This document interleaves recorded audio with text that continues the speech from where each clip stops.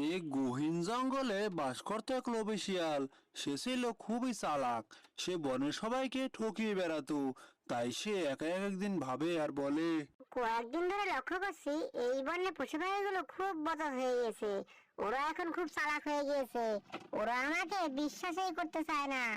আমি একটু হাত পা নাড়িয়ে সামনে গিয়ে দেখি, আর না হয় মনে হয় আজকে আমার কপালে কিচ্ছু জুটবে না।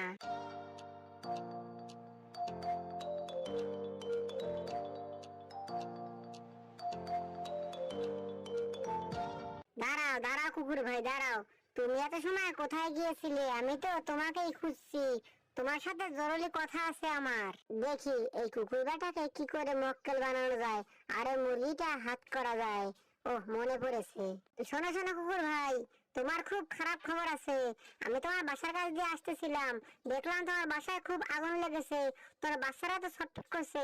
তুমি তাড়াতাড়ি যাও, আর না হয় তোমার বাচ্চারা ওই আগুনে পুড়ে মারা যাবে। বলছো কি শিয়াল ভাই? এটা তো কখনই সম্ভব না। এটা কি করে হতে পারে? আমি তো এই কিছুক্ষণ হলো আমার বাসা থেকে আসলাম। এই তোমাদের একটাই স্বভাব, ভালো কথা বলতে নেই। আর তোমরা তো আমাকে বিশ্বাসই করো না। যাই হোক, আমার বলা দায়িত্ব ছিল, আমি বলে গেলাম। তোমার বাচ্চা গেলে তোমারই যাবে, আমার কি, আমি চলে যাচ্ছি। খাও খাও, তুমি রাগ করো না শিয়াল ভাই। আমি এক্ষুনি যাচ্ছি, গিয়ে দেখি। হায় হায়, আমি তাড়াতাড়ি যাই।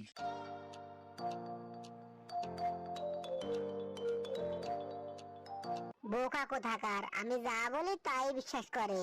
এখন আমি মুরগিটা একা একা নিরিবিলি আরামসে খাবো। মুরগিটা তো খুব টেস্টি। এরকম আর দুই একটা মুরগি পেলে তো কয়েকদিনের গন্ধ শুনে থাকা যাবে। ঢেকুরে ঢেকুরে কি সুন্দর স্বাদ আসছে। যাই, ওই নদীর ধারে যাই, দেখি ওইখানে আবার আমার জন্য কি অপেক্ষা করছে।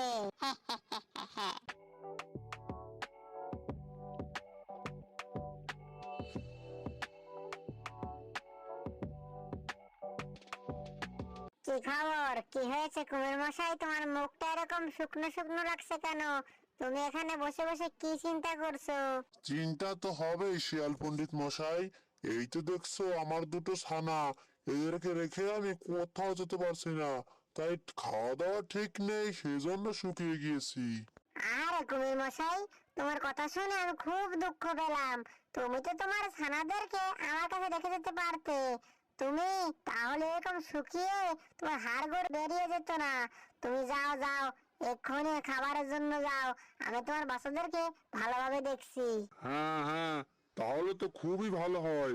তাহলে তুমি দেখে রেখো, আমি এখন তাড়াতাড়ি খাবারের জন্য যাই। শিয়ালের একথা শুনে কুমির চলে গেল খাবারের জন্য। আর এদিকে শিয়াল, বেটা বোকা কুমির ওর ছানাকে আমার কাছে রেখে চলে গেল। ওর মতো বোকা আরেকটিও নেই। এখন আমি এই দুটোকে খুব মজা করে খাবো। কুমিরের ছানাগুলো খুব সুস্বাদু। যেরকমই দেখতে সুন্দর, সেরকমই খেতে। যাই যাই, তাড়াতাড়ি এখান থেকে কেটে পড়ি। কুমির আসার আগে যেতে হবে, আর না হয় আবার আমার নিস্তার নেই।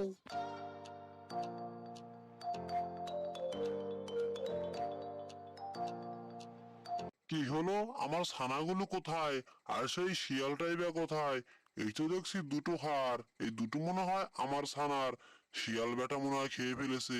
ওকে যদি আমি একবার পাই, তাহলে ওকে আমি কুচি কুচি করে খাবো।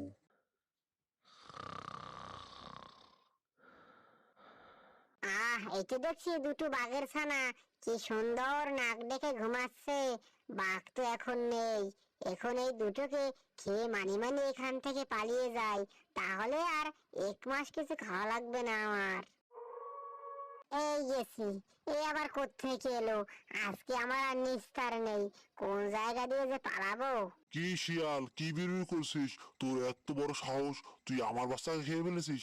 আজকে তোকে কে বাঁচায় আমার হাত থেকে দেখি। তারপর শিয়াল অমনি দিল এক দৌড়। আর বাঘও তার পিছে পিছে দৌড়াতে লাগলো। দৌড়াতে দৌড়াতে সেই নদীর ধারে গিয়ে থামলো। ওরে বাবারে, এখন কোথায় যাব?